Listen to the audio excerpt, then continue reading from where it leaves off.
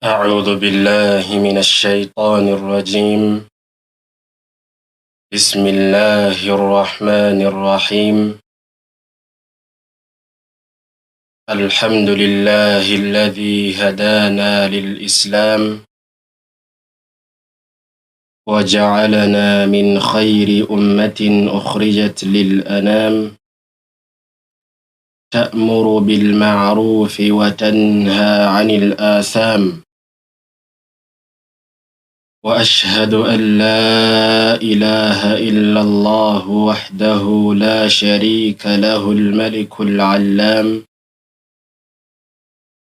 وأشهد أن محمدًا عبده ورسوله عليه من ربنا أفضل الصلوات وأتم السلام، وعلى آله وأصحابه البرة الكرام، وعلى من اقتفى بأثره وسار بسيره واستنى بسنته وعلى شرعه مستقام.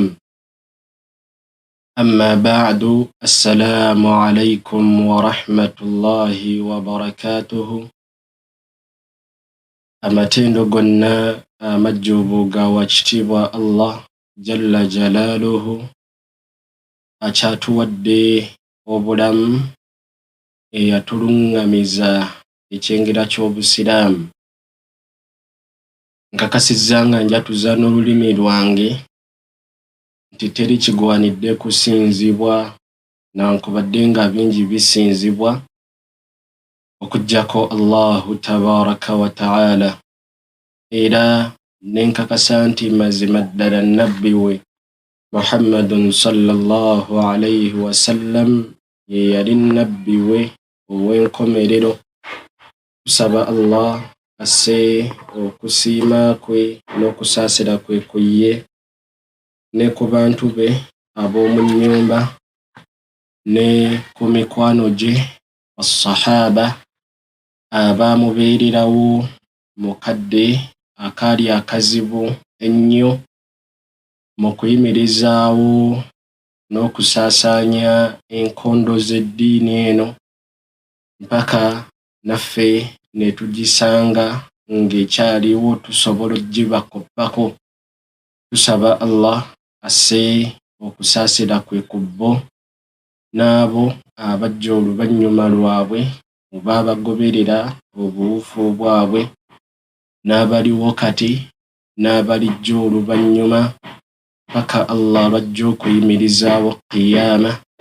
Tumusaba Allah atusse mu bo, innahu waliyyu dhalika wal qadiru alayhi.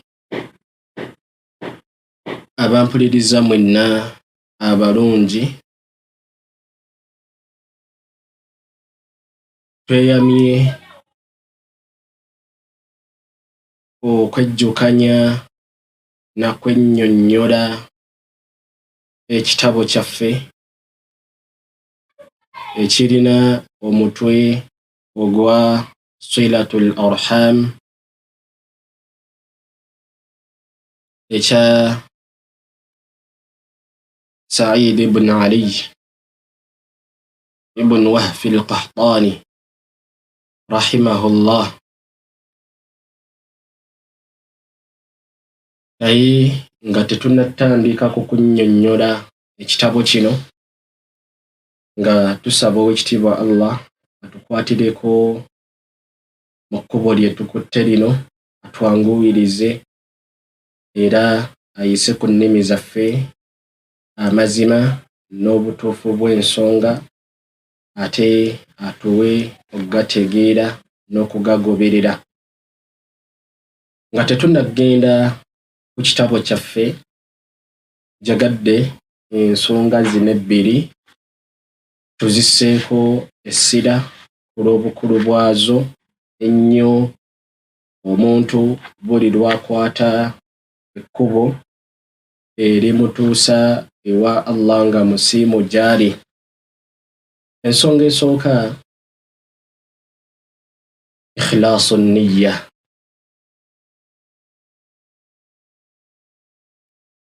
okutongozanga emirimu gyaffe n'okugikola nga tugendereddemu kusiimisa Allah. Bannange, emirimu gyaffe gyonna emirungi Allah gye yatulagidde okukola ne nabbi waffe Muhammadun sallallahu alayhi wasallam gye yassaako essira, tetwandibadde tugissaamu nnyo, tugirabikiramu nnyo, tugyekwatako nnyo.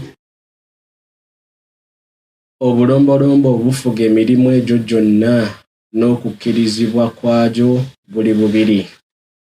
Akasooka al-ikhilaas, okumalirira na kugikola ku lw'oyo eyakutonda yekka.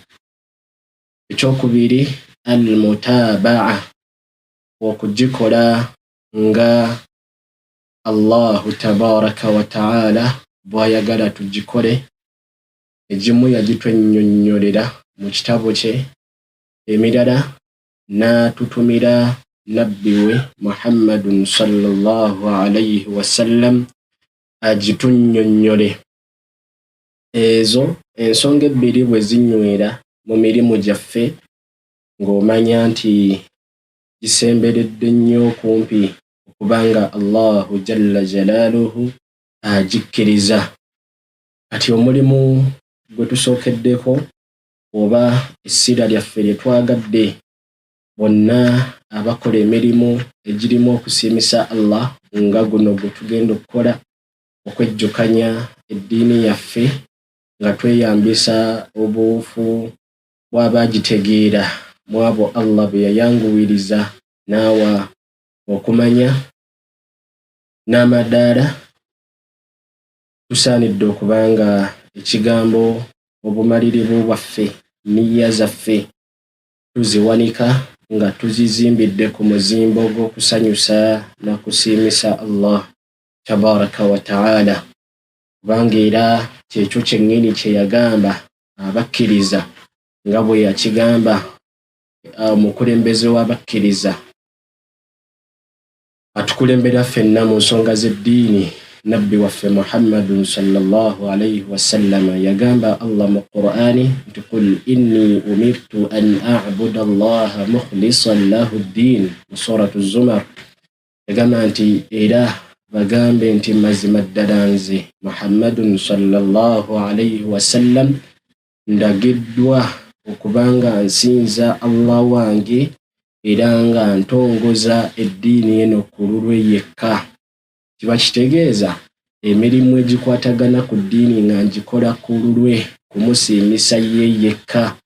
Na guno omulimu gwe tugendamu, omulimu gulimu okusiimisa Allah na kuyimirizaawo eddiini yaffe, naffe tugoberere nabbi waffe Muhammadun sallallahu alayhi wasallam, kuba ekyamulagirwa naffe tubanga ababa balagiddwa kibeeramu.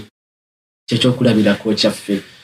Yagamba Allah nti laqad kaana lakum fi rasulillahi uswatun hasana, mazima ddala Allah yatussiza ekyokulabirako ekirungi mu mubaka we Muhammadun sallallahu alayhi wasallam. Ate tulina kukimanya nti omulimu gwonna omuntu bw'abanga anaagukola agufunemu empeera, okuzifuna kisinziirira ku nniya gye yabadde nayo ng'agukola. Ensonga lwaki nabbi waffe Muhammadun sallallahu alayhi wasallam mu hadithi ya Umar ibn al-Khattab radiyallahu anhu eri mu Bukhari ne mu Muslim ne mu bitabo ebirala, yagamba nti mazima ddala omubaka wa Allah sallallahu alayhi wasallam yagamba innama al-a'malu binniyati wa innama likulli imri'in ma nawa. Mazima ddala emirimu gyonna gikolebwa na kumalirira, era omuntu ky'aba amaliridde ku kyo ng'akola omulimu gwonna, era bw'atyo n'empeera ze bw'aweebwa. Ensonga lwaki tukubirizibwa nnyo, kubanga bw'obanga onookola omulimu omulungi niyyayo weegendereze nnyo ki ky'ogitaddeko, na buzito ki bwe zitowa ku mulimu ogwo gw'ogenda okukola, kubanga oyinza okukola omulimu nga gwandivuddemu ebibala bingi, naye kulwokubanga nniya yo yabadde entono, nojja ofuna ekitono mu mulimu ogwo kubanga ye nniya gye wabadde nayo. Yensonga lwaki Abdullah ibn al-Mubarak rahimahullah yagamba mu bigambo bye nti rubba amalin saghirin tu'azzimuhu nniya. Kisobokera ddala okubanga omulimu omutono gugaziyizibwa ne gufuuka omulimu omunene olw'okumalirira omuntu kwe yabadde nagwo ng'agukola. Wa rubba amalin kabirin tusaghiruhu nniya. Era nga bwe kisobokera ddala okubanga omuntu ayinza okukola omulimu nga munene naye ku lw'enniya entono gye yabadde nayo ku gwo najja agufunamu akatono. Okubirizibwa okubanga oba onookola omulimu nniya yeebeere nnene osobole okugufunamu kinene. Okugeza ku kigambo kya Abdullah ibn al-Mubaraka kino nti omulimu guyinza okubeera mutono naye ne gugaziyizibwa empeera yaagwo ku lwa nniya ennene nnyini gukola gye yabadde nayo. Omuntu ayinza okuba nga atodde sadaka, ayina gw'awadde sadaka nnusu 5, naye nga bwe yabadde agiwaayo ekyabadde mu mutima yagambye saba Allah olwa sadaka yange eno ampe enkomerero ennungi, annyanguwirize n'obulamu bwange mu nsi muno. Ate ku kigambo ekyokubiri ekya omuntu ayinza okukola omulimu nga munene naye ku lwa nniya entono ne gumuweesa empeera nga ntono, omuntu ayinza okuwaayo akakadde k'essente, omugagga n'awaayo akakadde k'essente naye nga ekimubadde ku mutima agamba nti nsaba Allah olw'akakadde kano ke mpaddeyo angaziyirize mu byenfuna kumira emmaali yange. Allah bakkiriza omulimu gwe gw'aba akoze ajja kimukolera, naye twebuuza abaffe ku bana ababiri ani asinze okutoola ekinene? Temulimu kubuusabuusa nti ow'akakadde yatoddemu ekinene, naye ne twebuuza bombiriri emirimu gyabwe bwe gikkirizibwa gye bakoze gino ani agenda okusinga okufunamu emigaso emingi mu gyo? Eyatodde 5. Lwaki? Kubanga nniya gye yabadde nayo yabadde nniya nga nnene nejjeezitoya omulimu gwe ogwabadde omutono ne gumuweesa empeera nga nnene. Naye kye mulina okumanya nti oluvannyuma lw'okubeera nga omuntu ezimu ku nkondo ezifuga emirimu gye emirungi n'okukkirizibwa kwagyo ewa Allah ye nniya gy'abadde nayo, Shayitaani alwana nnyo okubanga ayonoona nniya y'omuntu ku mulimu omulungi, asobole okuba nga amwonoonera obulungi bwe yandifunye mu mulimu ogwo omulungi ewa Allahu jalla jalaaluhu. Ensonga lwaki omuntu ayinza okubeera na nniya nga nnungi mu ntandikwa y'omulimu naye Shayitaani nejja emutuulirira n'akomenkereza nga nniya ennungi gye yali alina mu ntandikwa y'omulimu agenza okugukomenkereza nga nniya yagivaako ate yadda ku birala, nga agenda kubanga talina kyagufunamu ekirungi naye nga nniya gye yasooka nayo yali nnungi. Wegenderezanga nnyo omulabeewo Shayitaani tatudde buli bw'otereeza nniya ku mirimu gyo emirungi. Ensonga lwaki Sufyaanu Thawri rahimahullah yagamba nti ma alajtu shay'an ashaddu alayya min niyyati li'annaha tanqalibu alayya. Yagamba nti sijjanjabangako kintu kyonna ne kinkaluubiriza okukijjanjaba ng'obukaluubirivu bwe nfuna nga nzijjanjaba okumalirira kwange ku mirimu gyange gye nkola. Lwaki? Kubanga okumalirira kwange kunkyukakyukako akaseera kalune kulabika ng'okulungi, akaseera akaddako ngenda okulaba nga ate kusse, ate kwewunzise kuzze ku birala. Agamba nti sijjanjabangako kintu kyonna ne kinkalubiriza nga kujjanjaba na kukolagana na nniya yange. Enkyukakyukako buli kadde kiba kitegeeza omuntu yandibadde afaayo nnyo, kubanga nniya buli bwegezaako okukyuka, ebbanga ly'omalanga yali nnungi ogizzangayo ku bulungi bwe yaliko. Era okimanye nga nti obubi bwebadde kwolekezza ku bo mulimu gwa mulabe we Shayitaani. Lwaki nedda nga yagamba yeeyama mu maaso ga Allah, Shayitaani, Ibilisi, oluvannyuma lw'okubanga yagobebwa mu kusaasira kwa Allah, yagamba nti qaala fabima aghwaytani la aq'udanna lahum sirataka almustaqim. Yagamba Allah, Shayitaani, nti oluvannyuma lw'okubanga Allah ombuzizza n'ozijja mu abo bogenda okuwa essanyu, nange sijja kutuula, la aq'udanna lahum sirataka almustaqim. Engeri gye kiri nti oyo omuntu yanviiriddeko obuzibu buno bwonna okubanga ngobebbwa n'ombuza ku buluŋŋamu bwo, nange ŋŋenda mutuulirira na buli bwagezaako okukola omulimu omulungi sijja mmuleka nga amale gukola, wakiri amala kuyita mu kugezesebwa kwange. Thumma la'atiyannahum min bayni aydihim wa min khalfihim wa an aymanihim wa an shama'ilihim.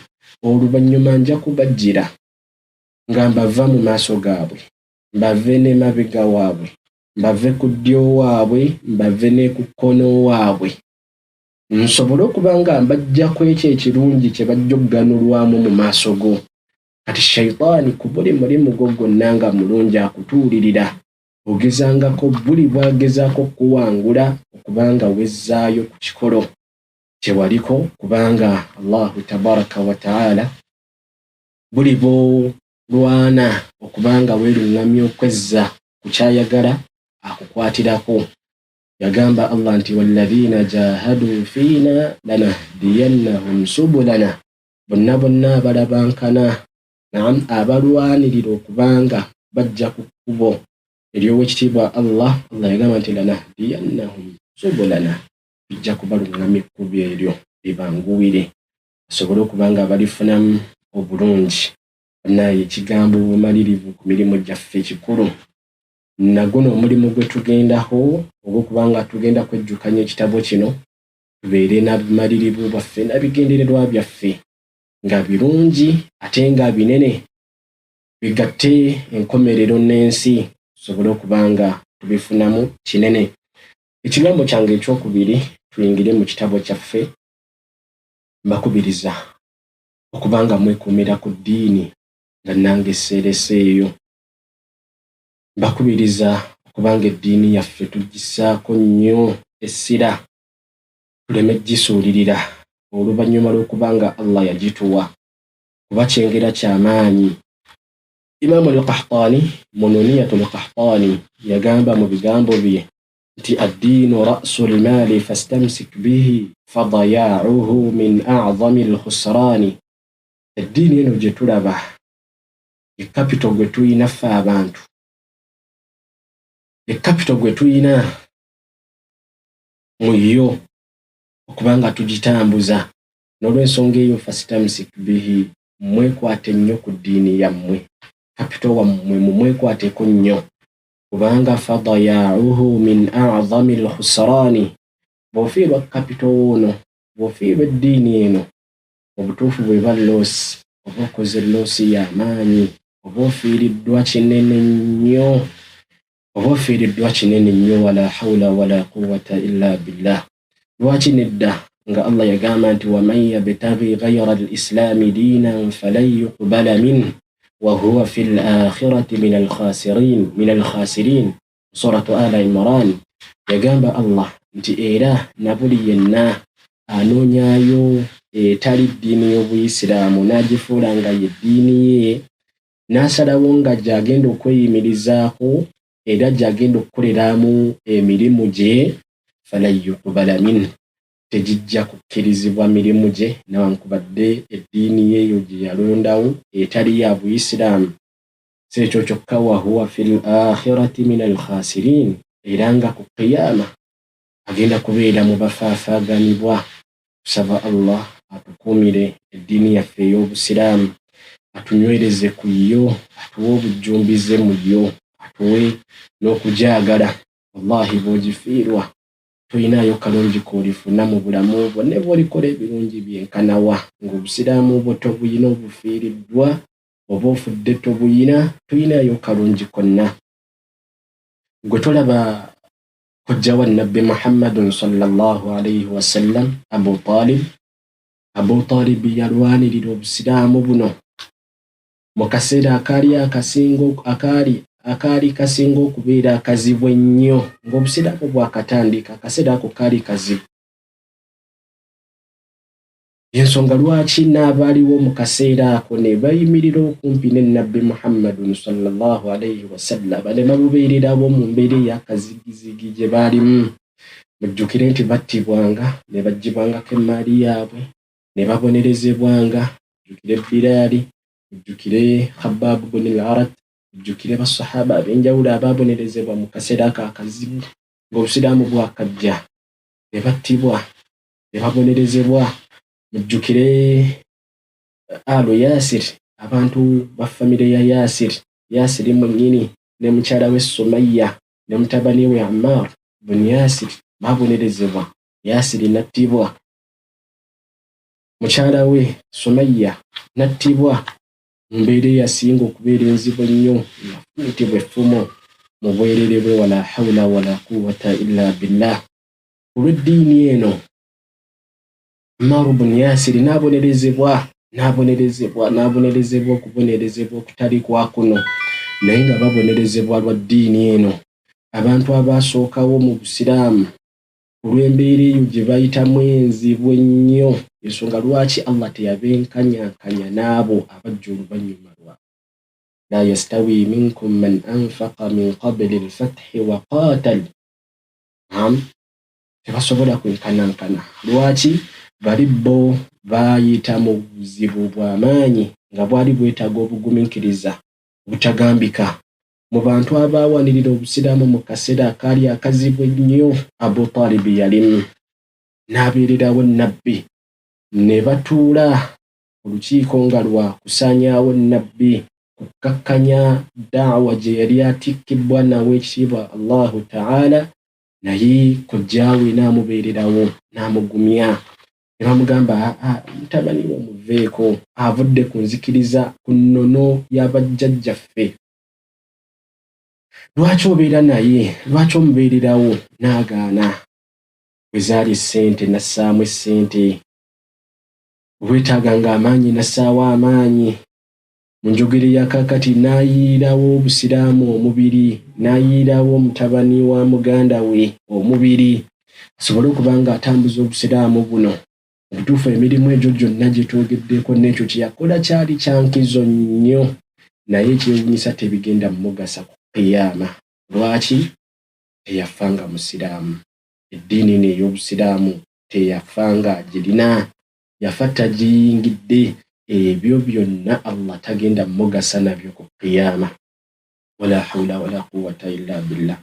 Ne bakadde ba Nabbi Muhammadun sallallahu alayhi wa sallam abaamuzaala, maama we ne taata we, babikubanga tebaalinako kalungi konna ke baakola mu nsi muno okuggyako okubanga baazaala ekitonde ekyo kyasinze okubeera ekirungi. Nabbi wa Allah Muhammadun sallallahu alayhi wa sallam kyandibamalidde okubanga bayingira nakyo ejjana, kubanga omulimu omwana gwakola omuzadde naye agufunako empeera kyenkanyi ku mwana gy'agenda okufuna. Mpeera mmeka Nabbi sallallahu alayhi wa sallam ze yafuna, ze yali alina? Mirimu emeka Nabbi gye yakola emirungi? Bonna baali bakakatibwako okubanga bamuyinako omugabo omujjubu, naye kubanga baafa Obusiraamu tebabuyina, tebayinaayo kalungi ke bagenda kufuna ku ekyo kye baazaala ne baleka mu nsi. Nabbi wa Allah, lwaki? Obusiraamu tebabuyina. Bwe tulabanga kiruma nnyo okumenyekera bwereere, wallahi twekwate ku ddiini yaffe, obusiraamu bwaffe tetubumenya. Abatukulembera babuyirawo omubiri ne tubuusangawo nga bwe buli, tetubanga ffe entandikwa y'okubanga obusiraamu bugenda kwonooneka. Obusiraamu tebwonoonekera mu mikono gyaffe, kijja kubeera kivve era tuba tujja kubuuzibwa mu maaso ga Allah bwe tuliba tutuusibwa gy'ali. Era bakubiriza olw'omutindo omulungi ogw'okukuuma eddiini yo, ezimu ku nsonga z'olina okutunuulira ennyo ku kyasa kyaffe kino kye tulimu ekya .com. Wandibadde ofaayo nnyo okutegeera ani g'oggyako eddiini yo. Omuntu yandibadde afaayo nnyo okutegeera ani gw'asomako eddiini ye. Eddiini ye bwe giba mikutu, bweba intaneti agijjawa, kubanga kikulu nnyo. Oyinza okukomenkereza nga naawe bikumenyedde bwereere kubanga tewakwata makubo matuufu kumanya ddiini yo. Nsonga lwaki Imaamu Muslim mu sahihu Muslim yatuleetera hadith eva ku Muhammad ibn Sirin rahimahullah, yali taabi'i, yagamba nti inna hadha al-ilmu diin fanzuru amman ta'khudhuuna diinakum. Mazima ddala okumanya kuno ddiini yo, kubanga tuyinza kubeera na ddiini nga tomanyi. Kiba kitegeeza ebintu bino ebibiri tebyawulwa, byebimu, bitambulira wamu. Eddiini etambula na kumanya era okumanya kutambula na ddiini. Kiri kiyimirizaawo kino na kino ne kiyimirizaawo kiri. Nagamba nti n'olw'ensonga eyo eriisa ejjogi kwani g'oggyako eddiini yo. Eriisa ejjogi kuwa jjojja obusiraamu bwo, kubanga bingi nnyo ebijjanga bikulabikiranga obusiraamu, bikulabikiranga eddiini yo, naye nga mu butuufu tebirinamu kalungi gy'oli, okuggyako okukusuuza ebibyo, okuggyako okukwonoonera emirimu gyo, okuggyako okukukozesa ebyo ebitagenda kukugasa mu maaso ga Allah. Wegendereza ani g'oggyako eddiini yo. Era ensonga eyo okumanya nkulu nnyo. Nabbi wa Allah sallallahu alayhi wa sallam yagissaako nnyo essira n'agitutiisa mu hadithi ya Thawban entuufu. Yagamba Nabbi sallallahu alayhi wa sallam nti innama akhaafu ala ummati al-a'immata al-mudillin. Mazima ddala ntiira abantu b'ekibiina kyange, abakulembeze ab'obubuze, abajja okukulembera ekibiina kyange nga babatwala mu bubuze. Nabbi yatwekesa abantu abo okubanga tubeera nabo. Kati weegendereza ani g'oggyako eddiini yo, weegendereza ani g'oggyako obusiraamu bwo. Abantu abo gye bali nga bajjira mu mannya ga kukoola abantu okubazza eri obusiraamu, naye nga wallahi tebakoola abantu kubazza eri busiraamu, nga kye bakoolerako abantu si busiraamu. Weegenderezanga nnyo. Nabbi sallallahu alayhi wa sallam era mu hadithi endala yabogerako hadithi ya Hudhaifa ibn al-Yamani radiyallahu anhu. Nabbi sallallahu alayhi wa sallam mu hadithi eyo mpanvu mukko, ayina bwe yatuuka n'agamba, n'ayogera ku bantu bano, n'agamba nti du'atun ila abwaabi jahannam man ajaabahum ilayha qadhafuuhu fiiha. Abakooze bakoola abantu bali ku miryango gy'omuliro, bakoola abantu okubanga bajja gye bali, era na buli yenna abaanukula bamunnyika mu miriro, bamunnyika mu muliro. Nkwewaza n'enkwekesa n'enkukubiriza obeere mwegendereza nnyo kwani g'oggyako eddiini yo. Wallahi kyabbeeyi, ekyebbeeyi kiba kyabbeeyi. Engeri gy'olina okukuumamu ekyebbeeyi erina kubeera ya nkizo nnyo. Beera mwegendereza kwani g'oggyako obusiraamu bwo. Tusaba Oweekitiibwa Allah ebbanga lyonna buli bwe tuba tukutte ekkubo ery'okunoonya okumanya, atulagenga amakubo amatuufu ge tuba tujjamu okumanya kwaffe mu ddiini yaffe, atulage nga mazima ate atuwe okugagoberera, ate atulage nga obubuze n'obulimba nga bubuze era nga bulimba, ate atuwe nga okubanga tubwesamba, aleme bitugattira bitubuzeebuze, tukomenkereze nga tugudde mu ebyo bye tutajja kweganyulwamu, bye tutajja kusanyuka nabyo bwe tuliba tulagibbwa obubirimu mu maaso g'Oweekitiibwa Allah. Innahu waliyu dhalika wal qadiru alayhi. Ebigambo byange binayagadde tukulembeze nga tetunnaba kuyingira mu kitabo kyaffe. Ekitabo kyaffe kino omuwandiisi waakyo yakiwa omutwe ogugamba Silatul Arham, nayongerezaako ebigamba mafhumun wa fadail wa adabun wa ahkamun fi dawi alkitabi wassunna. Okuyunga Oluganda kyekitegeeza obulungi obukirimu n'empisa zaakyo n'amateeka gaakyo mu bwerufu bwa Qur'ani na Sunna. Na njigiriza y'Oweekitiibwa Nabbi Muhammadun sallallahu alayhi wa sallam, era nga omuwandiisi waakyo yagamba nti ta'lifu al-faqiri ila Allahi ta'ala Sa'id ibn Ali ibn Wahf al-Qahtani, kiwandiikibwa omwetowaze, omunaku, omwavu mu maaso g'Oweekitiibwa Allah wa waggulu, Sa'id mutabani wa Ali mutabani wa Wahfu, ava mu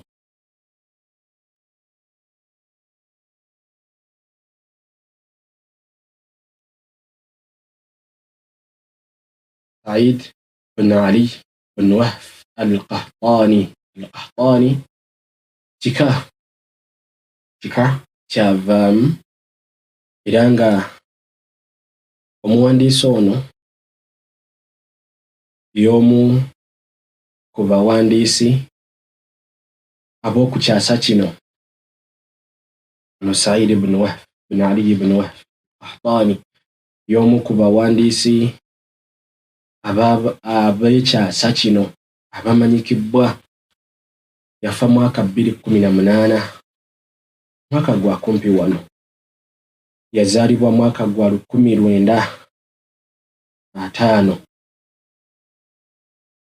Bwe tuba tuzze mu mbala eya kalenda ey'Obuyisiraamu, yazaalibwa mwaka gwa 1372 n'afa mwaka gwa 1440 Hijiri, era yagenda okufa ng'alina emyaka gy'obukulu 68.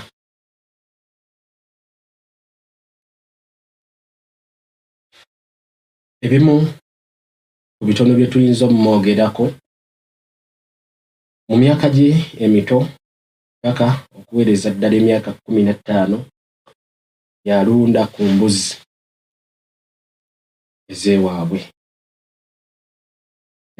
mbuzi ez'ewaabwe. Era nga mu kulunda embuzi mulimu ekyama, era nga ndowooza ze zimu ku nsonga lwaki Allahu tabaraka wa ta'ala buli nabbi yenna gwe yatuma yasooka mmuyisaako mu mbeera ya kulunda ku mbuzi.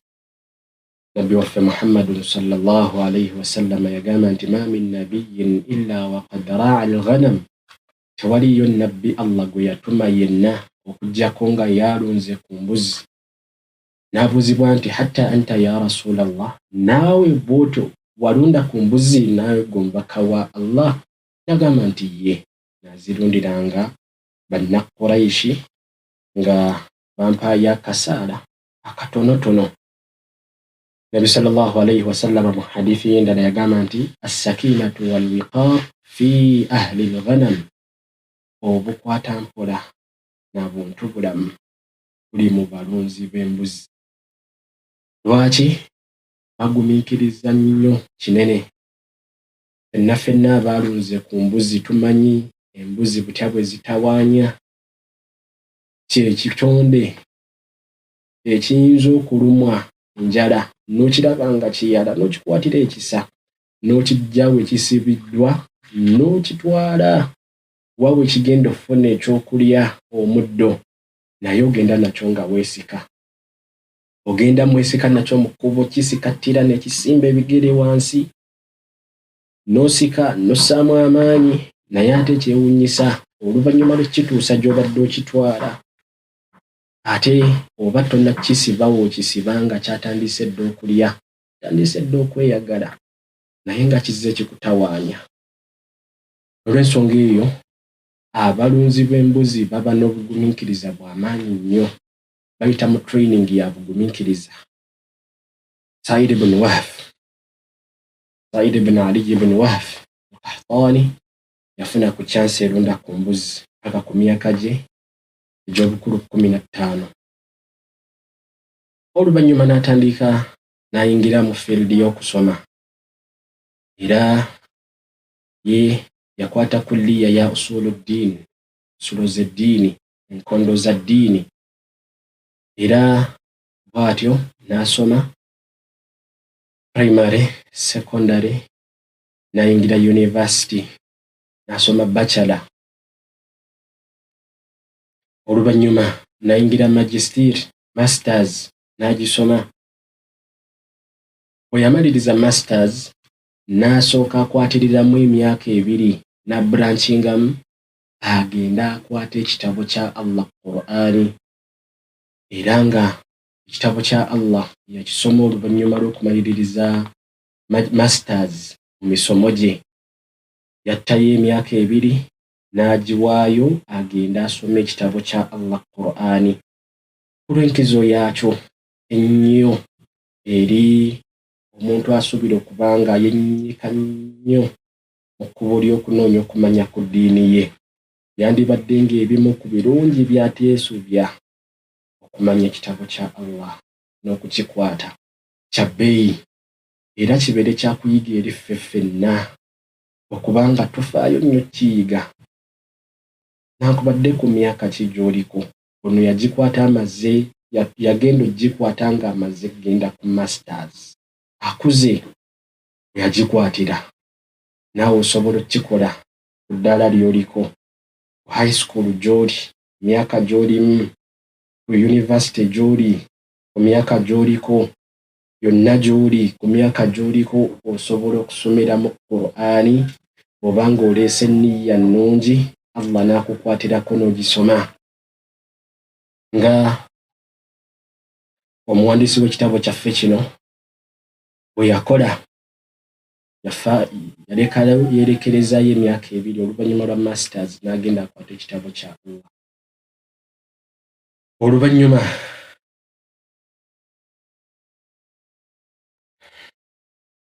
neeyongerayo n'agenda mu doctorate, doctora n'agisoma era bwe yamaliriza olwo nno n'atandika emirimu gye yasomerera okubanga agissa mu nkola. Abamu ku bawalimu be abaatiikirivu be yasinga ennyo okubeera okumpi nabo Sheikh Abdul Aziz ibn Baz rahimahullah yamubeerangako nnyo era nga imaamu ono olw'emisomo n'okwagala okusoma kwe yalimu, okuwasa kwe yawasa omukyala we yasookera ddala ng'alina emyaka gy'obukulu 30 era mu bulamu bwe mu buwangaazi bwe yawasa abakyala 4 era nga Allah n'amugabirira mu bakyala abo 4 abaana abakunnunkiriza mu 46 era nga mu bo kumanya yayagalanga nnyo okubanga ekitabo kya Allah kibeera mu bifuba eby'ezzadde lye nga ye bwe yakyeyagaliza n'agenda akyekwatira mu zzadde Allah lye yamuwa abaana 29 bonna yabaleka bakutte Qur'ani. Allahu akbar walillahi alhamd. Lwaki nedda nga ye kennyini yali ategedde obulungi obuli mu kukwata ekitabu kya Allah. Omanyi kye kitegeeza okusitula mu kifuba kyo ebigambo by'Oweekitiibwa Allah. Ekitangala ky'Obusiraamu, constitution y'Obusiraamu, Obusiraamu kwe buyimiridde. Omanyi kye kitegeeza? Abaana be 29 yagenda okuvaawo ng'abalese bakutte Qur'an. Alhamdulillah. Teyasobozesebwa kubanga bonna bagikwata. Naawe ku zadde lyakuwadde Allah sinti kyabatteeka nti bonna bakwate Qur'an. Nedda. Oyinza okubatwala bonna, abamu ne beesamba saagala, ne bakoonoonekako ne bagenda mu birala, naye si bonna. Ogenda okukomenkereza nga Allah mu bo akuwaddeyo, abo baayanguwirizza ne bagikwata. Zadde Allah yamuwa, n'amuwamu n'obulungi bwamu, n'amuwamu mu bo abaali bakwata ekitabo kya Allah. Yawandiika ebitabo bingi nga bwe twogedde nti somerera kubanga aweereza eddiini eno.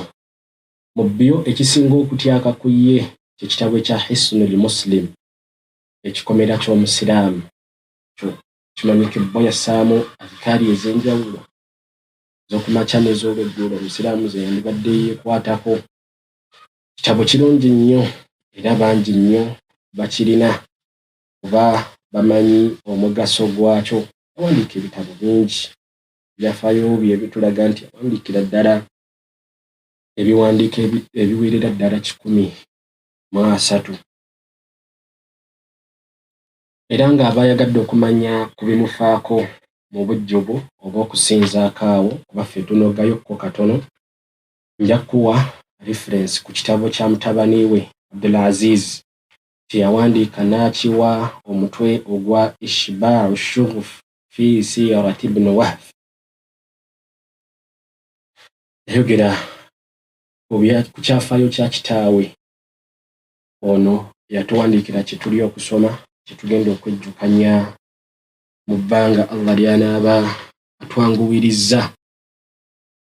Eyakiwandiika yayogera kyafaayo kye, n'ayogera ku bujjumbize bwe, n'ayogera ku mirimu n'empeereza ye gye yaweerezaamu Obusiraamu. Bodda gye kiri ojja kuzuula ebisingako awo ku bifa ku muwandiisi w'ekitabo kino. Omuwandiisi w'ekitabo kino yatandika n'ennyanjula era yagamba Bismillahi rrahmani rrahim al-muqaddima inna alhamdulillah, nti mazima ddala tenderezebwa Allah era amatendo gonna amajjuvu gage Oweekitiibwa Allah. Nsonga lwaki bwe tuba tuggulawo esswala, ezimu ku nsonga ze tukkaatiriza gamba nti alhamdulillahi rabbil alamin, amatendo gonna amajjuvu ga Oweekitiibwa Allah, omulezi w'ebitonde byonna. W'amatendo Allah, nahmaduhu, tumutenda. Nga lwaki nedda? Nga byazze atukolera bingi. Atuwadde obulamu Allah, n'atuwa ebiyungo, atuwadde amaaso, atuwadde ebigere, atuwadde emibiri, atuwadde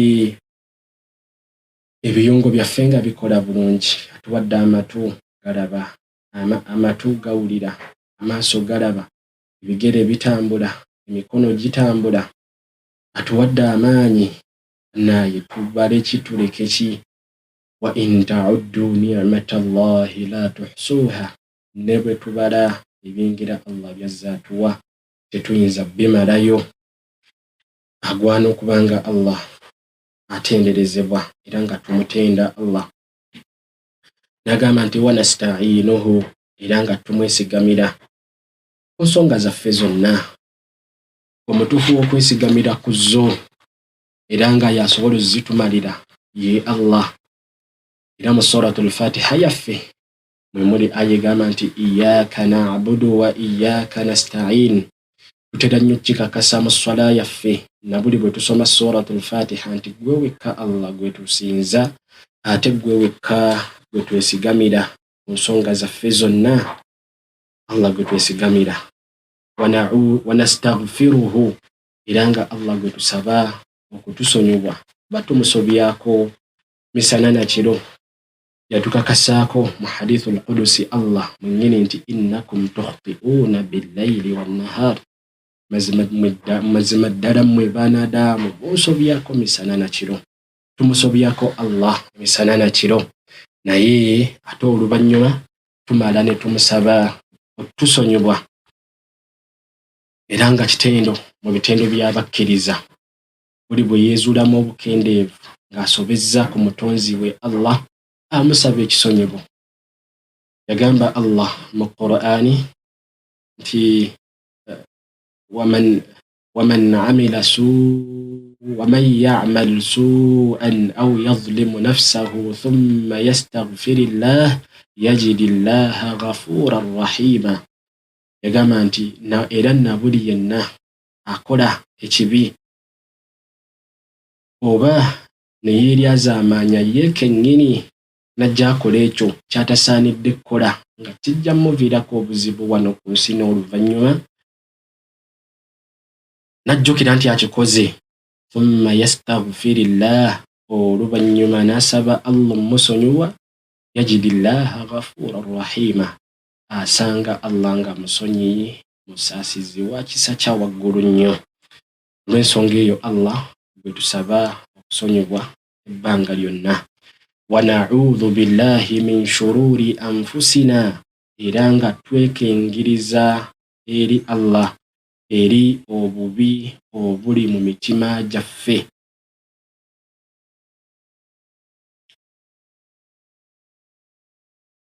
Ng'obubi obuli mu mitima gyaffe bwa miteeko ebiri.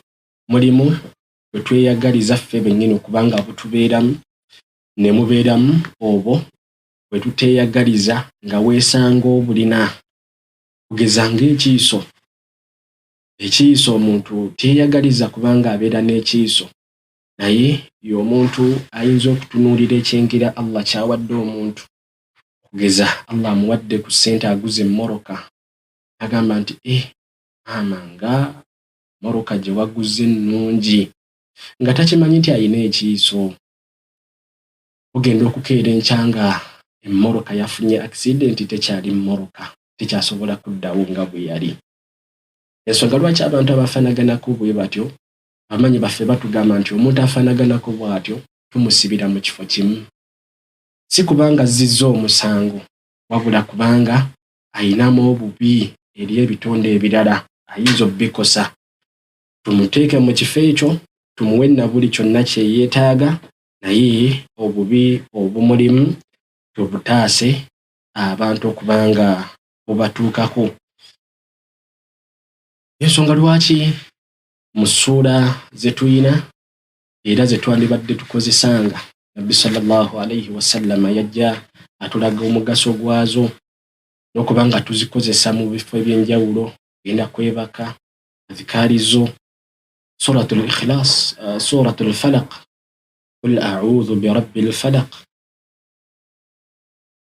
nekingiriza eri Katonda wange yantonda Allah, eri obudde obw'ettulutulu, obudde nga bukya okumakya, min sharri ma khalaq, eri obubi bwe yatonda Allah, obumu buli mu bantu, obubi bwe yatonda oba osaba Allah bukukingiriza. Wa min sharri ghasiqin idha waqab, era nsaba Allah okunkingiriza obubi obuli mu kiro nga kitudde, nga kikkalidde, nga kiyingiddewo.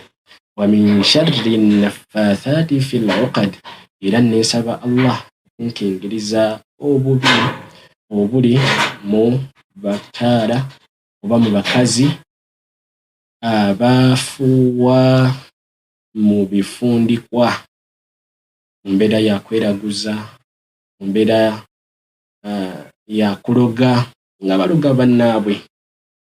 Allah yayogera ku bakyala kuba be basinga okulabikira mu field eno, naye n'abaami aye nebakwatako. Omukyala akufuuyira emmindi, ebiseera ebisinga abasajja tebabibeeramu nnyo, abakyala babibeeramu nnyo, aloga mukyala munne kubanga ayagala kufumba yekka ewaka. Kati gwe omukyala gwe baloga oba omwami gwe baloga ayagala amwagale yekka. Mukyala ayinza okufuuyira emmindi ne basiba ebifundikwa ne balaamirizaako bye balaamirizaako bisobole okukutuusaako obulabe. Ebyo byonna obizikiza na kigambo wa min sharri naffaathati fil uqad wa min sharri hasidin idha hasad. Era neneekingiriza eri Allah eri obubi bw'owensaalwa wabanga nsaaliddwa, babanga yasaaliddwa kintu kyange kyonna, oba yasaaliddwa nze kennyini.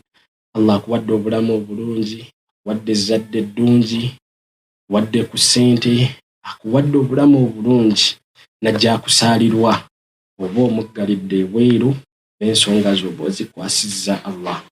Agamba nti wasayyi'aati a'maalina, n'obubi obuli mu mirimu gyaffe emibi.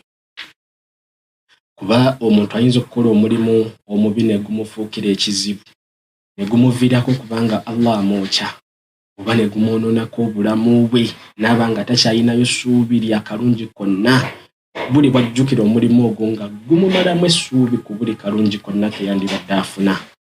Gwe tolaba ekyafaayo ky'oli omusajja Nabbi sallallahu alayhi wasallam gwe yayogerako, eyali omwonoonefu ekigenze ewala ne yeeyazaayaza agenda okulaba nga talina lugendo wa Allah, talina lugendo, obubi bw'akoze, ebibi by'ayinako byokka tebirina gye bimutwala okuggyako mu bibonerezo bya Allah.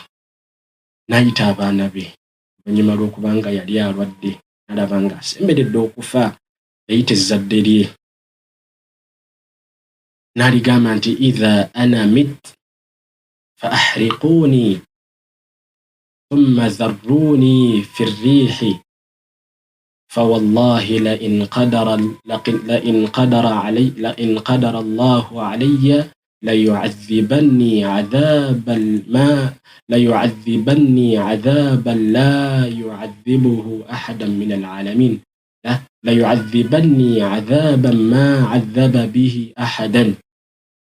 Yabagamba nti batabani, bwe mba nfudde munyambe munjokye, lumala okunjokya munfuule evvu bulungi, oluvannyuma mugende mu mpewo munfumulire mu mpewo, evvu eryo lifuumukire mu mpewo ligende.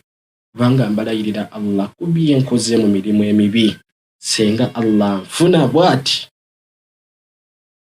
ajja kumbonereza olubonereza lw'atabonerezangako muntu mulala yenna. Omusajja oyo emirimu gye yali yakola kye gimuviiriddeko kubanga abeera mu mbeera ey'akanyego bw'etyo. Kati oba bwekingiriza Allah kubanga akutaasa obubi obuli mu mirimu gy'okola, obubi obuli mu mirimu gy'okola gireme kutuusa ku ddaala lya kukutukawo okukusaasira kwa Allah, otuuke okulowooza nti sisobola kwenenya, ne bwe neenenya Allah tayinza kunsonyiwa. Tewaliyo zambi Allah lyatasonyiwa, okutandikira ddala ku zambi erikyasinza okubeera eddene nga ye shiriki. Omuddu bwe yeenenyeza Allah ku shiriki, Allah amusonyiwa, naye toggwanga mu ssuubi. Ensonga lwaki Allah yatugamba nti qul ya ibadiya alladhina asrafu ala anfusihim la taqnatu min rahmatillah inna Allaha yaghfiru dhunuba jami'a. Yagamba nabbi we nti gamba abo bonna abakutuse okusaasira kwa Allah, abakutuse ku kusaasira kwa Allah ng'alaba talina lugendo lwa Allah, nti la taqnatu min rahmatillah, temuggwamu ssuubi ku kusaasira kwa Allah. Inna Allaha yaghfiru dhunuba jami'a, mazima ddala Allah asonyiwa amazambi gonna, era tewabanga yakugamba nti Allah alina ezzambi lyatasonyiwa. Nedda, Allah asonyiwa amazambi gonna. Ebbanga lyomalanga okwenenyako kuno, kwenenyezanga obukwakkulizo bw'okwenenya obutuukiriza bujjudde, Allah talina zambi lyatasonyiwa ne bw'aba shiriki. Tusaba Allah tusonyiwe ensobi zaffe. Omuwandiisi n'agamba nti man yahdihi llahu fala mudilla lahu yenna Allah gw'aba aluŋŋamizza tewali yasobola mubuza, taliyo. Ensonga lwaki Allah yagamba nti waman yahdillahu fama lahu min mudil, yenna Allah gw'aba aluŋŋamizza tewali wayinza mubuza. Nagenda mu maaso ng'agamba nti waman yudlil fala hadiya lah, ate Allah gw'aba abuzizza tewaliyo ayinza muluŋŋamya. Mu Qur'ani n'atugamba nti waman yudlilillahu fama lahu min had, ate yenna Allah gw'aba abuzizza tewaliyo ayinza muluŋŋamya. Ensonga lwaki ebbanga lyonna osabanga nnyo Allah kuluŋŋamya ku kkubo eggolokofu, osabanga nnyo Allah kuluŋŋamya ku kkubo eggolokofu, ihdina sirata almustaqim. Nsonga lwaki tuddiŋŋana ebikigambo ekyo buli bwe tugenda mu ssala eddwa, ihdina sirata almustaqim, ay Allah tukusaba otuluŋŋamye ku kkubo eggolokofu, ihdina sirata almustaqim. Osabanga nnyo Allah kuluŋŋamya ku kkubo eggolokofu, kuba si nti akiwa buli omu, nedda, kimusabe omulage obwetaavu bwo gye kiri, ajja kwanukula, ajja kuluŋŋamya ku kkubo eggolokofu.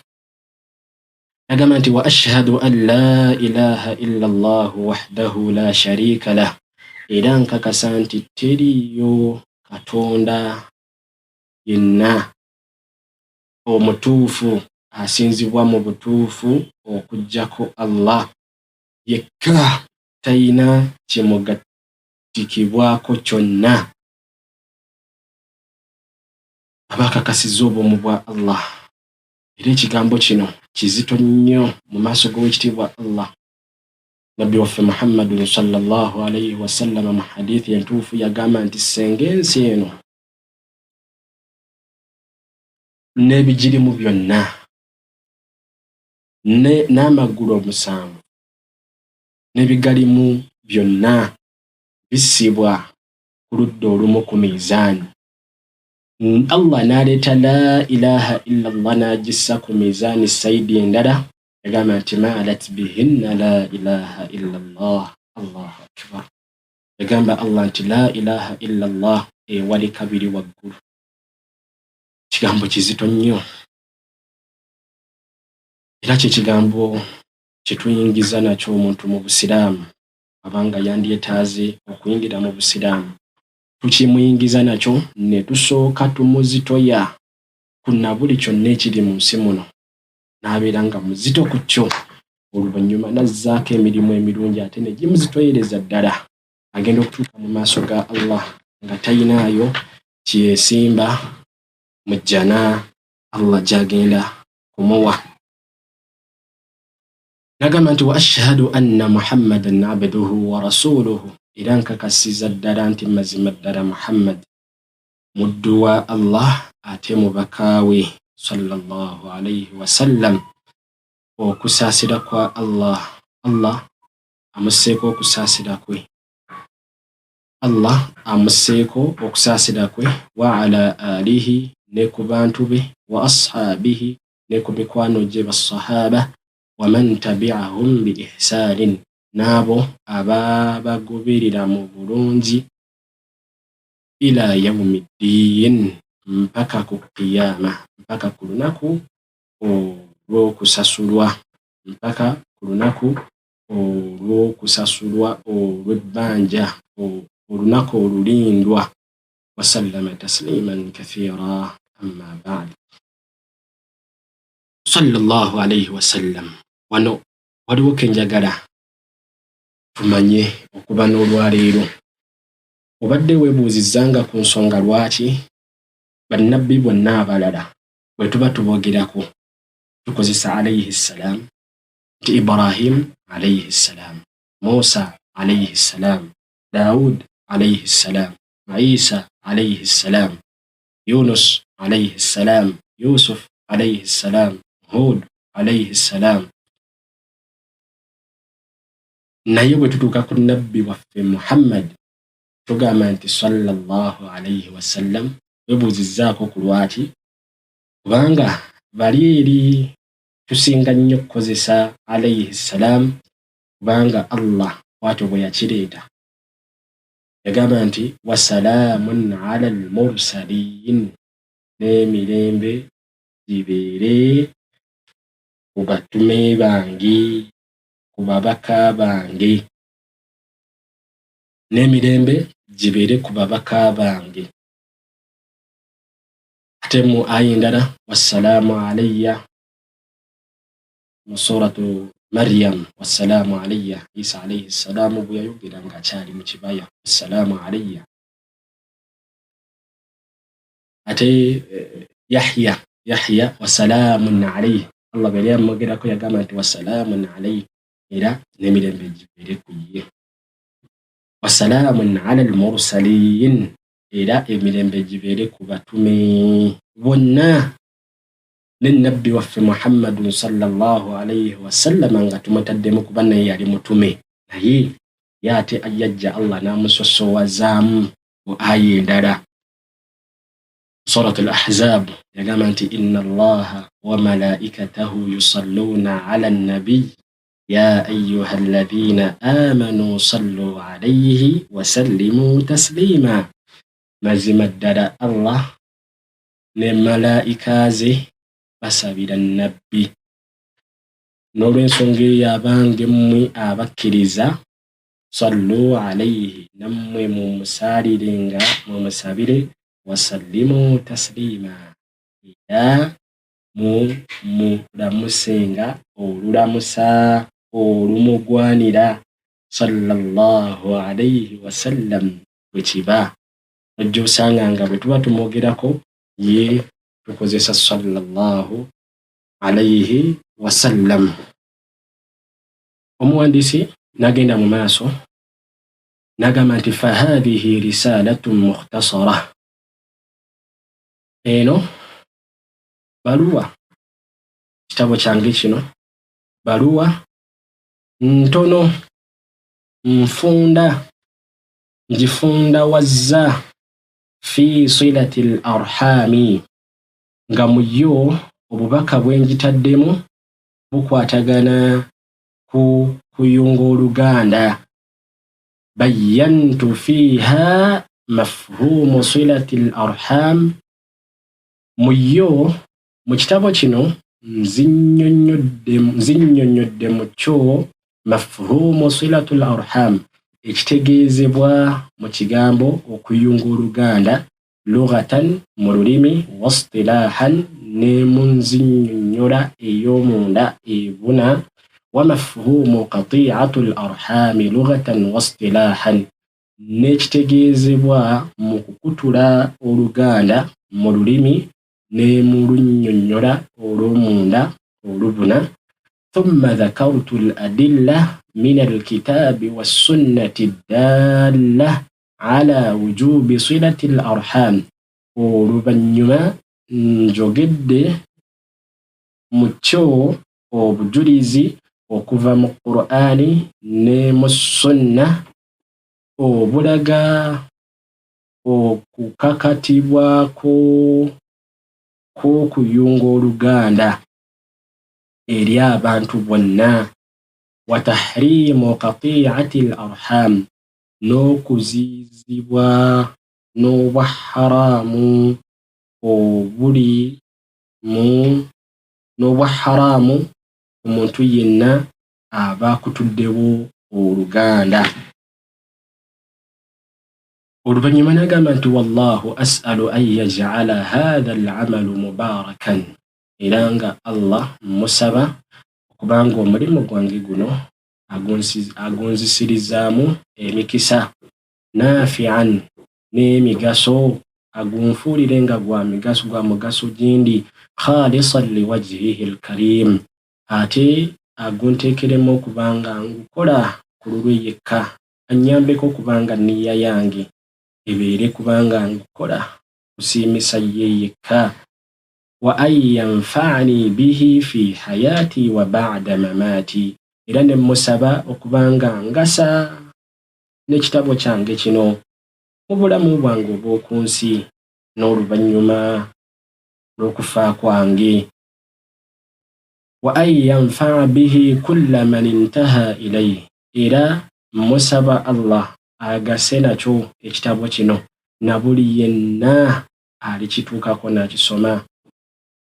fa innahu ta'ala khayru mas'ulin wa akramu ma'mur, kubanga mazima ddala Allah owa waggulu yoyo omutuufu omulungi w'okusaba.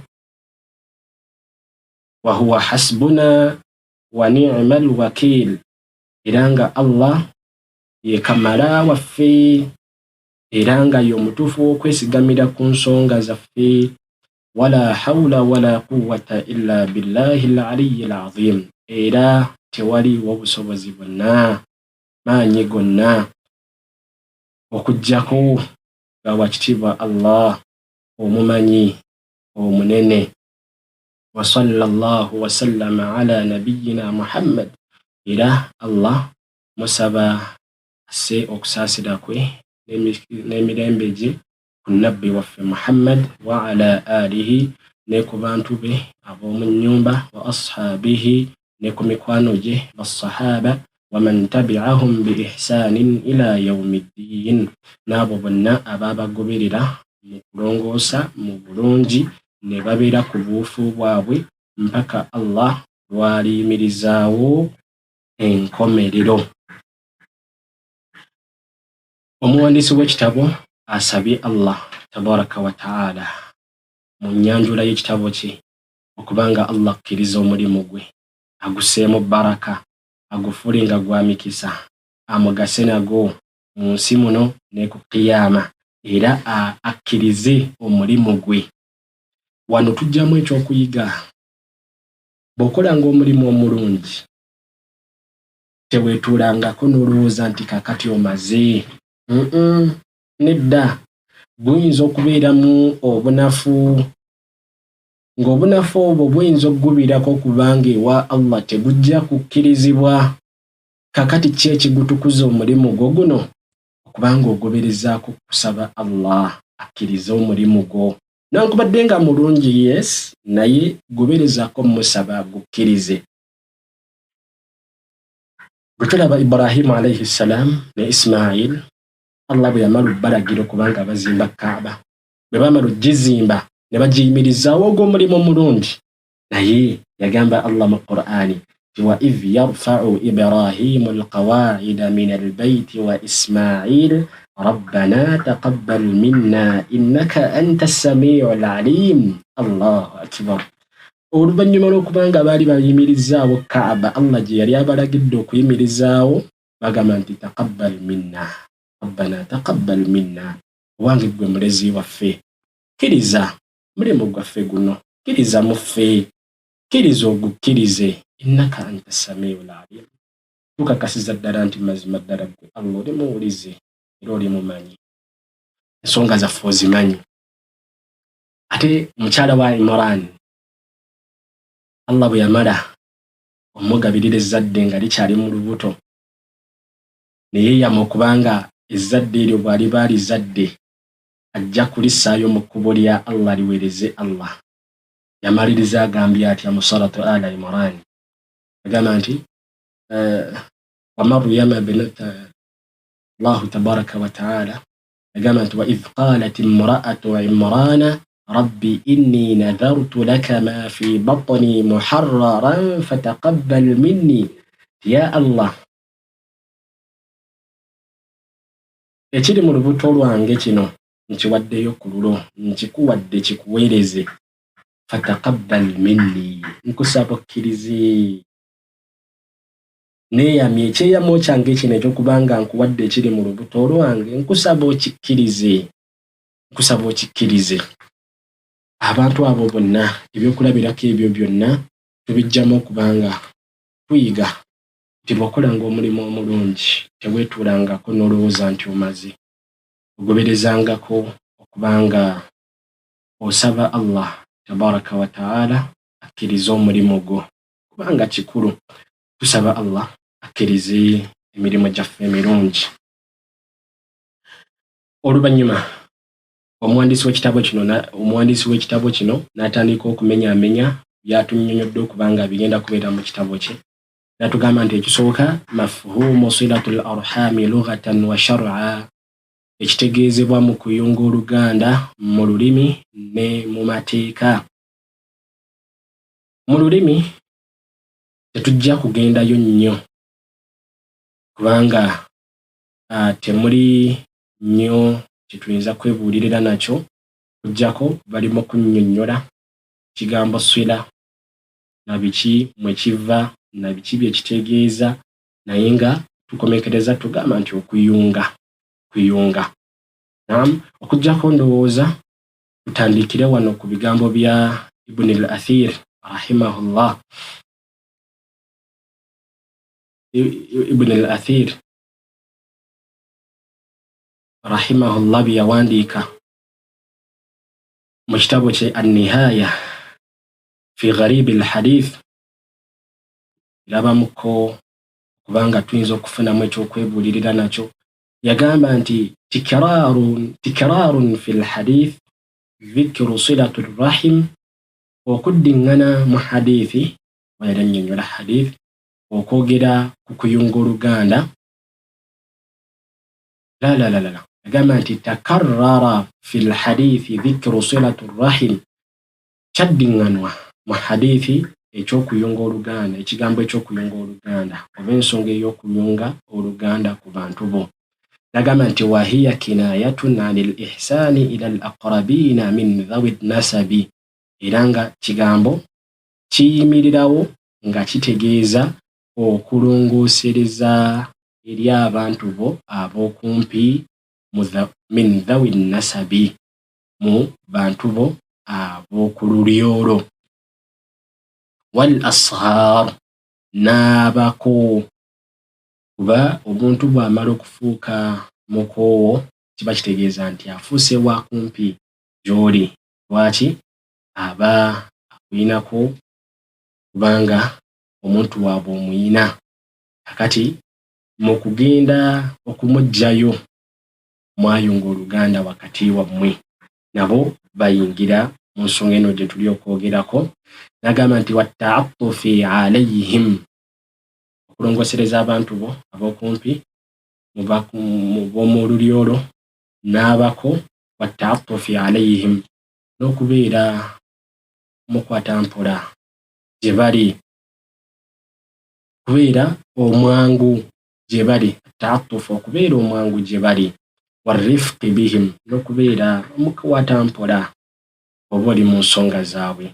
Warriayatu li ahwalihim, n'okubanga obabeererabo olondoola embeera zaabwe. Aweetaaga okuyingira mu n'oyingiramu, aweetaaga okutaasa n'okunywezaawo n'onywezaawo, n'okubiriza. Wakadhalika in ba'udu, era ng'ekyo kikola ekyokubayungako oluganda n'okubeera ow'ekisa gye bali, n'okubeera omwangu gye bali, n'okubanga olondoola ensonga zaabwe osobole okubayambako kubanga batebenkera mu obulamu obw'oku nsi n'obw'oluvannyuma. Wakadhalika in ba'udu, ekyo kibeera bwe kityo newankubadde nga bo baba bakwesambye, au asaa'u, oba ne bajja bakukosa. Gwe tugamba nti kubanga abanneesambye tebaagala kumanya binfaako, oba banyiizizza, bankosezza, kakati nange mbavuddeko. Kalla. Lwaki? Oyina kukimanya nti okuyunga oluganda kya bwatteeka. Nga bw'olaba esswala, gwe bw'obanga gw'osaala n'ojja okubiriza ezzadde lyo kubanga nayo lisaala, nakyo kya bwatteeka obbakubiriza okusaala. Bo ne bagaana, tekitegeeza nti kakati naawe oleka esswala kubanga bo bagaanye. Nedda. N'okuyunga oluganda bwe kiri, gw'olina kukimanya nti kya bwatteeka ku buli kinnoomu okubanga ayunga oluganda. Kakati gwe bw'oba oyunze olulo, kakati gw'okoze eky'obwetteeka kyo kiwedde. Bo bwe baba tebakuyunze, kiri wakati waabwe n'abatonda Allah.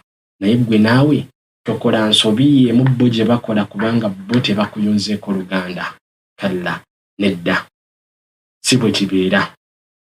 Era bwe tujja okuyingira mu hadithi munda, bwe tujja okuyingira mu kitabo kino munda, tujja kusanga mu hadithi egamba nti laisa alwasilu bilmukaafi, omuntu ayunga oluganda omuntu ayunga oluganda tayunga luganda kusasulwa, nedda. Tayunga luganda kusasulwa nti naye bamuyunge kuba ayunze. Bwe kirina okubeera, yes, naye bwe kitabeera bwe kityo, olina kukimanya nti kakati gwe olina kuzannya paati yo ey'okubanga gwe oyunga oluganda. Nabo bwe baba bazannya eyaabwe, falhamdulillah. Bwe batazannya, bw'oba okoze ekikyo era oba wetaasizza kugwa mu buzibu. Nagamba nti wa qat'u rahimi diddu dhalika kulli, ate okukutulawo oluganda kyennyume ky'ebyo byonna byetwogeddeko waggulu. Kyennyume ky'ebyo byetwogeddeko waggulu. Oluvannyuma nazzaako ebigambo ebyo tetujja kubinnyonnyola kubanga alina byali okunnyonnyola ebikwatagana n'olulimi ate nga sibirabamu kubanga tujja kubifunamu akalungi. Tugende ku wasilatu rahimi istilahan. Ate okuyunga oluganda mu nzinnyonnyola enzijuvu kye ki?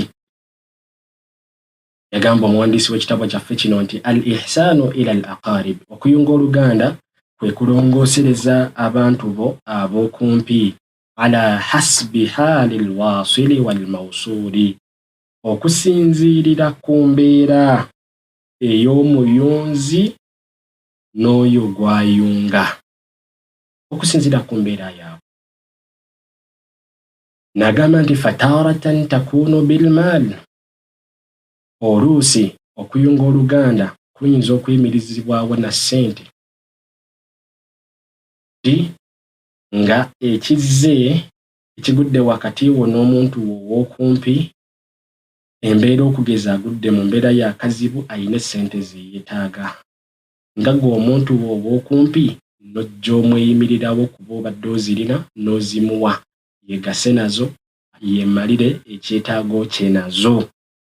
Oba omuyunzeeko oluganda naye nga kikyokozesezza, okozesezza maali, ssente zo, kyobugagga kyo.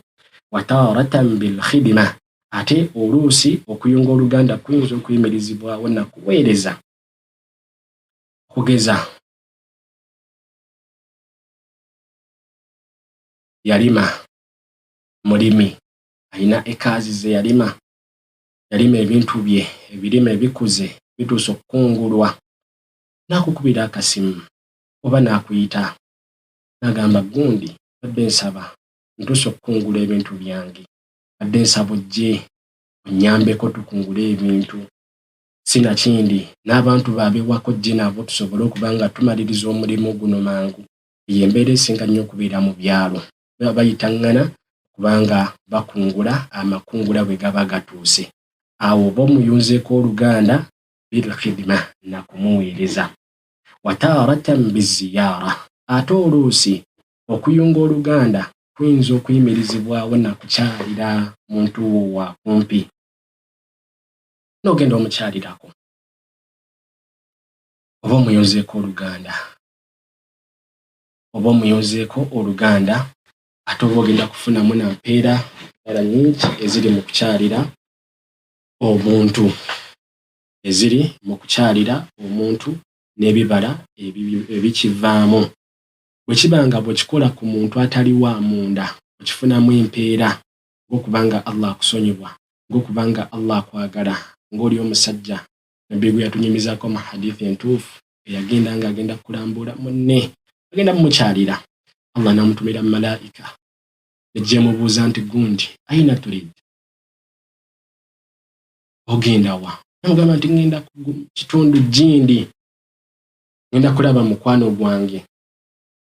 N'amubuuza nti oyina ky'oli okumuddizaayo ekiki kye yali yakuwa? N'amugamba nti nedda, wabula ngenda mulabako nga mukwano gwange kulwa Allah. N'agamba nti nze ndi mubaka okuva eri Allah okutegeeza nti Allah akusanyukidde. Bwe kiba nga kirimu okusanyukira omuntu ng'agenze kukyalira muntu atali wa munda, ate butya nga wa munda, ate kiba kisukka, Allah agenda kukuzimbira ejjana. Hadithi ejajja, hadithi Nabi sallallahu alayhi wa sallam yagamba nti من عاد مريضا أو زار أخا له في الله ناداه مناديان أن طبت وطاب ممشاك وتبوأت من الجنة منزلا. Omuntu bw'akyalira omulwadde oba n'akyalira munne lwa Allah amutumira malaika 2 ne zimukoola ne zimugamba nti nga weesiimye nga weeyagadde era oteekateekebbwa ekifo kyo mu jjana, olinayo ekifo kyo mu jjana.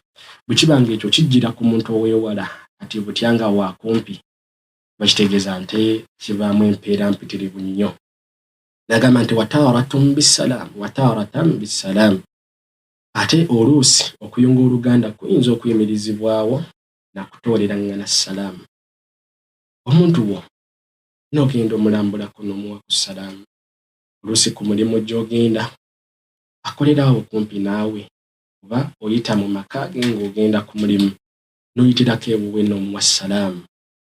Oba bw'aba ng'akuli wala n'okwata akasimu n'omukubira akasimu n'omuwa ku salaamu n'omulamusaako. Ekyo nno nakyo kirimu emigaso mingi. Ekyokuwaŋŋana salaamu kye kimu ku nsonga ezirimu okuba nga zongera okukaatiriza n'okunyweza n'okuggumiza okwagalaŋŋana wakati waffe. Bwe tulaba Nabbi sallallahu alayhi wa sallam bwe yagamba mu hadithi nti afala adullukum ala shay'in idha fa'altumuhu tahabbabtum afshu salama bainakum. Abaffe mbabuulireyo ku kintu nga bwe munaaba mukikoze mujja kwagalagana wakati wammwe mwetoolerenga salaamu wakati wammwe, musaasaanyenga salaamu wakati wammwe. Salaamu erimu ekyama ekyokuba nga nyweza enkolagana ennungi wakati w'abantu ababiri. Olw'ensonga eyo y'emu ku nsonga eziyunga ne ziggumiza oluganda wakati w'abantu ab'okumpi bokka na bokka. N'agamba omuwandiisi nti wataaratan bitalaaqati lwajhi. Ate oluusi okuyunga oluganda kuyimirizibwawo na kusanyukirako munno. Musisinkanye mu kkubo n'omwenya, olikogera naye ku ssimu, oli awo vidiyo koolo, n'omwenya n'omumwenyezaamuko n'omulaga nti oli musanyufu kubanga omusisinkanye, oli mu kumuwulizaako. Oba n'omulaba mu mbeera ennungi naye n'akulaba kulikoko wala n'omumwenyeramuko, kumwenyera munno ate oba okoze sadaka. Nabbi sallallahu alayhi wa sallam yagamba nti la tahqiranna min al-ma'rufi shay'an walau an talqa akhaaka biwajhin talq. Togezanga n'onyoomoola ekirungi kyonna ne bwe kiba nga kitono nnyo kitya mu maaso go, newankubadde okusisinkana muganda wo nga omuteereddeko feesi ng'emwenyereketa. Feesi emwenyereketa bw'ogisizaako munno kimulaga nti omwagala, oli wamu naye, era kyongera okuba nga bw'aba wa luganda omuntu wo waakumpi oba oyongeza okunyweza enkondo wakati wammwe. N'agamba nti wataaratan binnashi. Ate oluusi okuyunga oluganda kuyimirizibwawo na kubuuliragana. Waliwo ensonga eziguddewo muganda wo oluusi alina embeera etali nnungi gy'alimu, oba famire ye yafunyeemu obutabanguko, n'ogenda ogibuulirira n'omubuulirira mu mbeera ekyasinze okubeera ennungi. Ogwo nagwo omuteeko gwa kuyunga oluganda ku muntu wo obw'okumpi. N'agamba nti wataaratan biraddi zulmi. Ate oluusi okuyunga oluganda kukolebwa na kuzzaayo eky'obulyazaamaanya gy'ali. Muyinza okuba nga mwafunamu obutakkaanya n'ojja omutwalako ekintu kye mu bulyazaamaanya nga wali tolina kitwala, n'akunyiigira. Mu kuzzaawo oluganda n'enkolagana ennungi muddizeeyo ekintu ekyo, omwetondere. Allah ayinza okumuggula omutima ne kiba nga kikufuukidde ensibuko y'okuba nga ate kizizza bujja enkolagana yammwe n'enywerera ddala. N'agamba nti wataaratan bil'afwi wassafhi. Ate oluusi okuyunga oluganda kuyimirizibwawo na kusonyiwagana, na kwerekereza.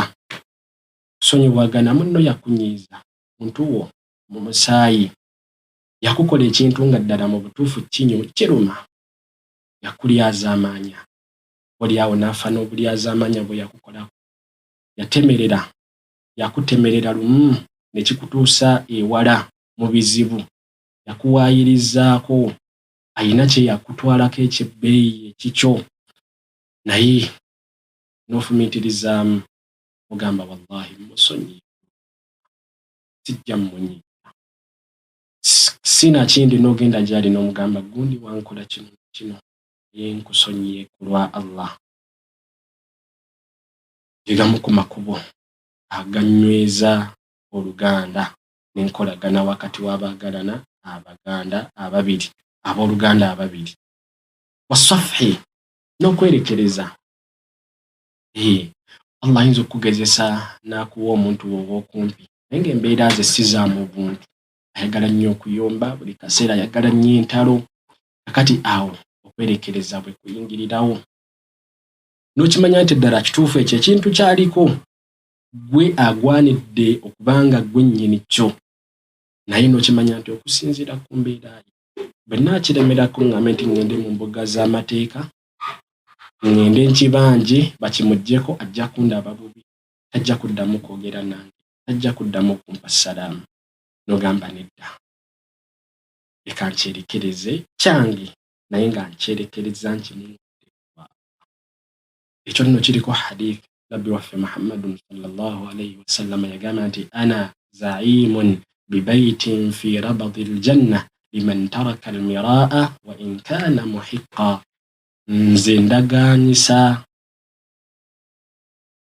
ennyumba mu jjana eri nabuli yenna alekayo okuwakana nankubadde nga ayina right ey'okuwakana nankubadde nga ayina right ey'okwesika ku kyo naye neyerekereza embeera eyo. Yaragaanyisibwa ejjana yaragaanyisibwa ennyumba mu jjana naye ng'omulimu ogwo si mwangu ogw'okwerekereza weetaaga omuntu nga mu butuufu bw'eba imaani ya waggulu nnyo naye bw'okikolera munno yeekuba mu kifuba n'agamba naye gundi kuba kwerekereza ate n'oyerekereza nnyo ayinza okwebuulirira yekka ogenda okumaliriza nga atwala akaseera agenda okulaba yakuyisa bubi naye amuyisa bulungi najja n'akwetondera n'agamba gundi nakulyazaamanya kino na kino na kino mbadde mbikomezaawo bibi saba kunsonyiwa wallahi nga yeebuuliridde yekka naye nga kyekimuviiriddeko kubanga yeebuulirira embeera gye weyizaamu. Osonyiwa ate weerekereza ne bwe kibanga kikyo ne weerekereza n'amaliriza nga akwagadde nnyo. Tugende mu maaso n'omuwandiisi waffe n'agamba nti wa ghayri dhalika min anwa'i sila an hasbi alqudra walhajatu walmaslaha. N'ebyo ebirala ebifanaganako bwe bityo mu miteeko gy'okuyunga oluganda okusinziira ku busobozi bw'omuyunzi n'obwetaavu obuba buliwo n'obulungi obuba bukirimu. Ekyokubiri omuwandiisi n'agamba nti mafhumu qati'atu al-arhami lughatan wa istilahan. Era nga wano tugenda okukoma ku kino ate agamba nti ate twagala kumanya ekitegeezebwa mu kukutula oluganda mu lulimi ne mu nzinnyonnyola enzijuvu. Mu lulimi tetujja kukinnyonnyola nnyo kubanga bisinga okubeeramu biri mu kunnyonnyola ekigambo kye twamaze dda okuvvuunula kivaamu ekibaamu okuggyako mu bigambo bya Ibn al-Athir rahimahullah bwe yamala okugamba nti al-qati'atu al-hijran wad-daddu wa hiya fi'liyya min al-qat'i wa yuridu bihi tarku al-birri wal-ihsani ila ahli al-aqarib. Ekigambo okukutulawo kitegeezebwamu oba kyagalwamu mu kyo oba kitegeezebwamu mu kyo tarku al-birri okulekayo okulongoosa, okulekayo okulungiya, wal ihsan n'okulongoosa ila al ahli wal aqarib eri abantu bo n'abantu bo ab'okumpi mu lulyo. Wa hiya diddu silatu rahim, era nga kyennyume kyo kuyunga oluganda. Ate n'agamba nti wa qati'atu rahim istilahan, ate okukutula oluganda mu zinnyonnyola enziju bw'ejjayo amakulu gaakyo gonna, agamba nti hajrul qarib, kwe kusenguka omuntu ob'okumpi gy'oli mu musaayi, wa taruku wasluhu, n'okulekayo kubanga omuyungako oluganda, wal ihsanu ilayhi, n'okulekayo kubanga omulongoosereza. Okusenguka muntu wo ob'okumpi n'omusenguka mu bikolwa ne mu birowoozo, ogamba sikyagala muwuliza, era okuva naleero takyali muntu wange, muzaalukuse, sikyagala muwulizaako, si wa kumpi, si muganda wange, simwinaako oluganda lwonna, bwe ndiba nfudde tanziika, naye bw'aliba afudde simuziika, sikola kino sikola kiri. Hajrul qarib, okusenguka omuntu w'ob'okumpi. Wataruku wasluhu, n'okulekayo muyunga. Olina obusobozi obuyamba ku muntu wo waakumpi agudde mu kizibu, ne weesuulayo gwa naggamba n'ogamba kasita tekiri ku nze, naye ng'osobola okubaako n'ekyomuyamba, n'omuleka mu kizibu ekyo n'atoba yekka.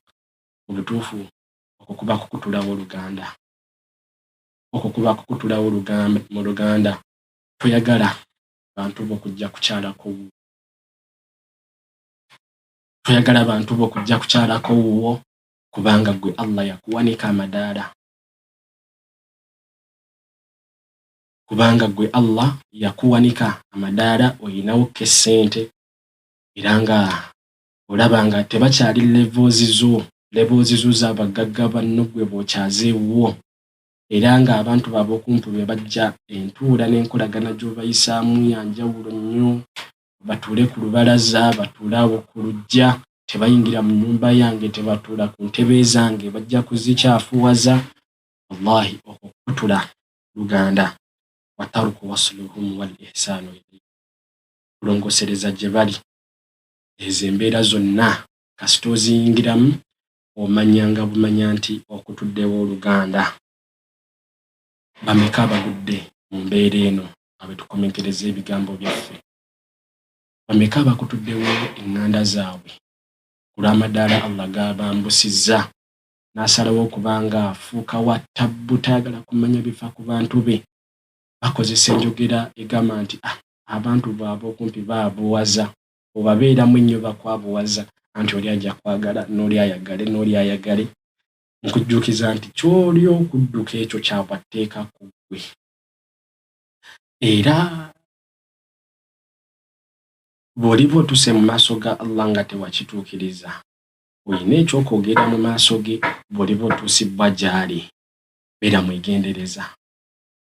mwegendereza, tewabangawo mbeera yonna ekulabankanya kuyunga oluganda ku bantu bo, tewabangayo embeera yonna ekulabankanya kuyunga oluganda ku bantu bo. Ne bwe kiba ki, kola nnyo nga bwe kisoboka, kubanga ky'obwetteeka ekyo ku ggwe okiyimirizaawo, kubanga ze zimu ku nsonga Allah z'agenda okubuuzaako ku lunaku lw'enkomerero. Ittaqullaha alladhi tasaaluuna bihi wal arham, agenda kubuuza Allah ku bantu bo ab'okumpi, ku musaayi gwo, ku b'eŋŋanda zo, ku b'olulyo lwo. Allah agenda bakubuuzaako. Obafangako nnyo, abantu abo bakulu nnyo, ba mugaso nnyo gy'oli. Oyinza okweraba nga ayina essente nnyingi tobeetaaga, naye abantu abo ba mugaso nnyo gy'oli, ekyotamanyi. Abantu abo ba mugaso nnyo gy'oli, be basookerwako kubanga na buli kalungi konna k'ofuna nga tonakatwala kuweewala oba omuntu okubanga akafuna, nakabi konna nga tonakaziiza waawala osooka okaziiza ow'omunda. muntu wo. Ensonga lwaki Allah bwe yali atuma nabbi we Muhammadun sallallahu alayhi wasallam nga yakatandika daawa teyatandika n'abantu bonna, yasooka mugamba nti wa anzir ashirataka al-aqrabin, sooka otiisa abantu b'ab'okumpi. Abo bw'oba osookerako, abantu b'omu musaayi bw'oba osookerako okubatiisa nga tonagenda bweru. Ate mu suratu Tahrim Allah n'atugamba nti ya ayuha alladhina amanu qu anfusakum wa ahlikum naara, abange mmwe abakkiriza mutiise emyoyo gyammwe n'abantu bammwe ab'okumpi omuliro, mubatiise omuliro.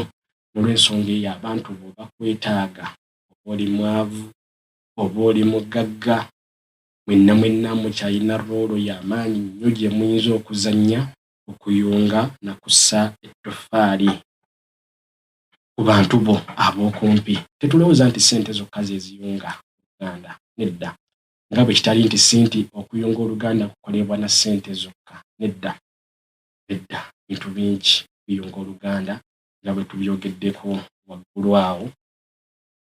Tugenda kukoma wano insha Allahu taala. Omulundi oguddako tujja kwogera ku nsonga ey'okusatu eriko omulamwa ogugamba nti silatul arham min a'zami alwajibati wa afdalu at-ta'at. Barakallahu fikum wa jazakumullahu khayran. Wassalamu alaykum wa rahmatullahi wa barakatuhu.